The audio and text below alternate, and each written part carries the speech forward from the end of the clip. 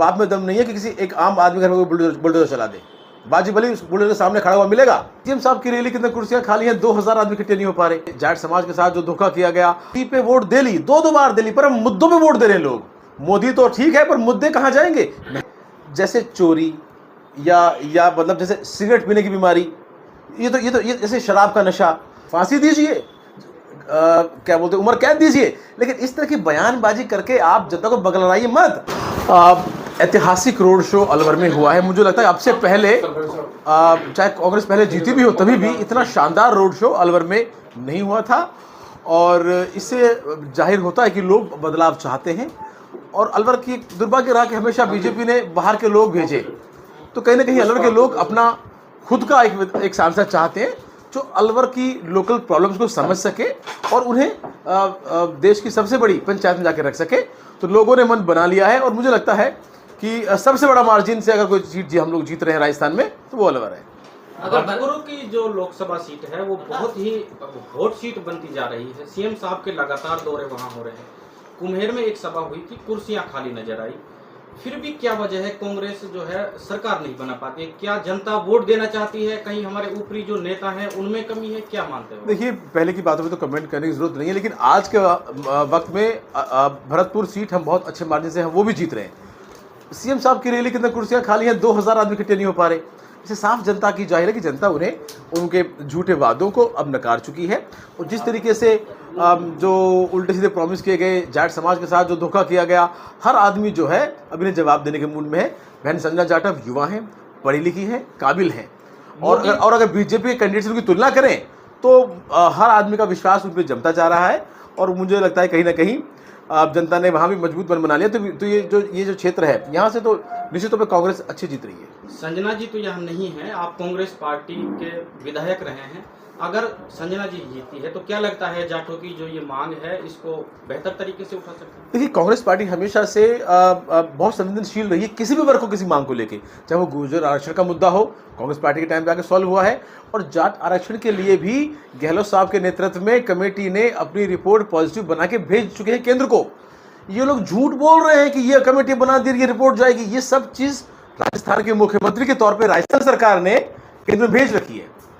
तो इसको सिर्फ करने में कोई ज़्यादा मुश्किल नहीं है। पर प्रधानमंत्री जी तो खुद ही सबसे कह रहे हैं सारे आरक्षण खत्म कर देंगे। तो कहीं ना कहीं ये सब धोखा है। ये लॉलीपॉप देने की दोबारा कोशिश कर रहे हैं, पर अब सभी लोग समझ चुके हैं कि ये लोग कुछ देने वाले नहीं है। इनकी कथनी और करने में बहुत अंतर है। तो अब जो है जनता ने मन बना लिया है कि इनके धोखेबाजी में अब नहीं आएगी और जनता इन्हें सबक सिखाएगी। मोदी के चेहरे पर चुनाव होता है, लोग मोदी को वोट देते हैं कि मोदी पीएम है देश के, तो मोदी फैक्टर को कैसे रोक पाओगे? मोदी पे वोट दे ली, दो बार दे ली, पर हम मुद्दों पे वोट दे रहे हैं लोग। मोदी तो ठीक है, पर मुद्दे कहां जाएंगे? महंगाई बढ़ गई, बिजली की जो सब्सिडी मिलती थी 100 यूनिट फ्री, वो बंद कर दी। जो चिरंजीवी योजना थी, लोगों को लाभ मिलता था, वो बंद कर दिया। लोगों के घर से नमक, तेल और जो आटा दिया जाता था, जो राशन किट दी जाती थी, वो बंद कर दी। जनता कब तक इनकी बातों को सुने? इनका घोषणा पत्र देखा आपने? ना युवा की बात कर रहे हैं, ना शिक्षा की बात कर रहे हैं, ना चिकित्सा की बात कर रहे हैं, ना बूढ़ों की, ना किसानों की। मोदी तो 10 साल से है ही ना भाई देश के अंदर। हम लोग भुखमरी में पूरे दुनिया में पिछड़ते हो जा रहे हैं। हम लोग हैप्पीनेस इंडेक्स से हम लोग पिछड़ गए, कर्जा हमारे पास डबल हो गया। तो हमें मिल क्या रहा है? हर एक आम नागरिक पे कर्जा चढ़ रहा है, और हम लोग अभी डेली जिंदगी में चाहे वो नमक खरीद के वो कर्जा चुका रहे हैं इनका।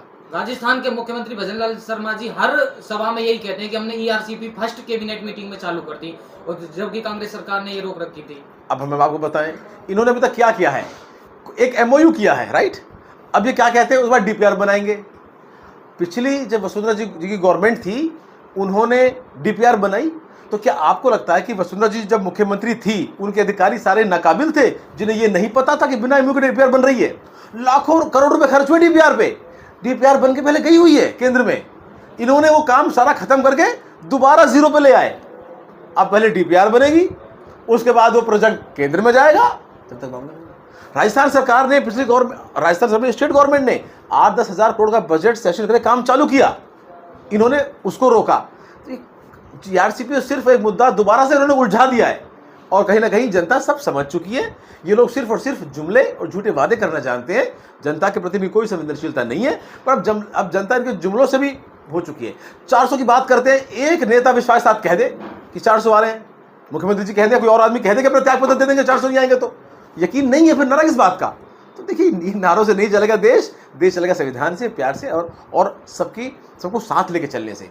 कांग्रेस पार्टी की जो विचारधारा है, राहुल गांधी जी इसको लेके चल रहे हैं, मुद्दों की बात कर रहे हैं, वो किसानों से मिल रहे हैं, वो गरीबों से मिल रहे हैं, ऑटो रिक्शा, एक खेती करने वाले लोग, क्योंकि उनकी जरूरत इस देश में सबसे ज्यादा है।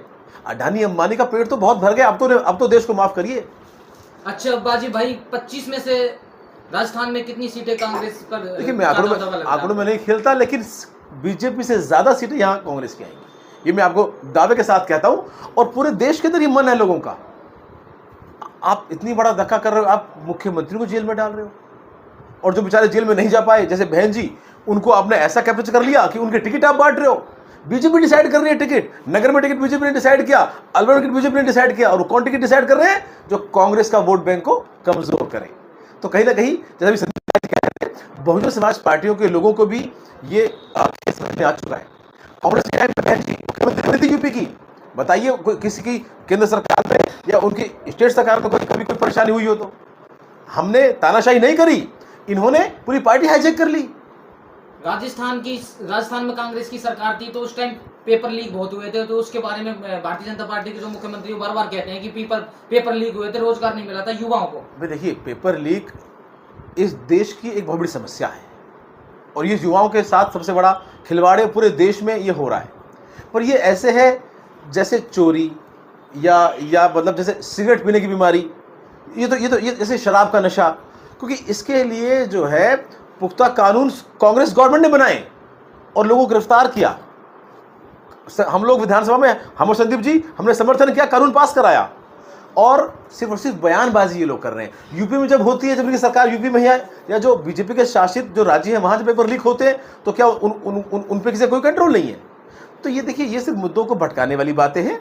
हाँ, ये समस्या है, हम स्वीकारते हैं इस बात को, ये पूरे देश में समस्या है, और निश्चित तौर पर सभी सरकारें इस पे काम करें।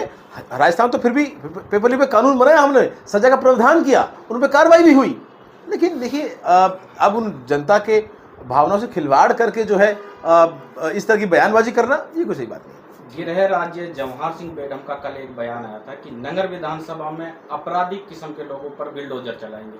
तो कौन है वो अपराधी विधायक जी? आप भी विधायक रहे हैं नगर से, क्या देखिए, कानून जो है वो अपना काम करे। अगर अपराध करने की सजा में कोई बुलडोजर प्रावधान है तो बुलडोजर चले, नहीं तो किसी के बाप में दम नहीं है कि किसी एक आम आदमी घर में बुलडोजर चला दे। बाजी भली उस बुलडोजर के सामने खड़ा हुआ मिलेगा। कानून में जो प्रावधान है, फांसी दीजिए, क्या बोलते, उम्र कैद दीजिए, लेकिन इस तरह की बयानबाजी करके आप जनता को बगलवाइए मत। अरे अस्पताल का क्या हुआ, ट्रॉमा सेंटर का क्या हुआ, कॉलेजेस का क्या हुआ, बिजली घरों का क्या हुआ, स्कूल अपनी उनका क्या हुआ, जो टीचर नहीं है उनका क्या हुआ, इन पे बात नहीं करेंगे। जो जनता के मुद्दे पे बात नहीं करना चाहते ये लोग इस तरीके के उल्टे सीधे बयानबाजी करके जनता को बरगलाना चाहते हैं। पर जनता समझ चुकी है, टेम्परेचर डाउन है, आने वाले वक्त में जनता इन्हें वोट के बाद से अपना जवाब देगी। विधायक जी, आज आप अलवर में पहुंचे हो, फैन फॉलोइंग आपकी इतनी ज्यादा है कि हम वहां से देख रहे थे, आपके यहाँ पर भी बहुत अधिक संख्या में फैन है, तो नगर को चेंज करके कहीं और से आप चुनाव लड़ने का? देखिए, लोगों में जो प्यार और मोहब्बत है, क्योंकि जो 5 साल हमने, संदीप जी ने जो काम किया है अपनी विधानसभाओं में, उनमें हमने आम जनता की बातों को सुना, और ऐतिहासिक काम विधानसभा में हुए, चाहे वो अस्पताल खुले हों, चाहे वो कॉलेजेस खुले हों, चाहे वो तहसीलें खुली हों, कोर्ट्स खुले हों, और वो जनता के काम आने वाली चीज़ें हैं। तो कहीं ना कहीं आम जनता जो है वो कामों को प्रोत्साहित करती है, उन्हें समझती है, और उन्हीं का प्यार प्रेम हम तक यहाँ तक पहुँचता है।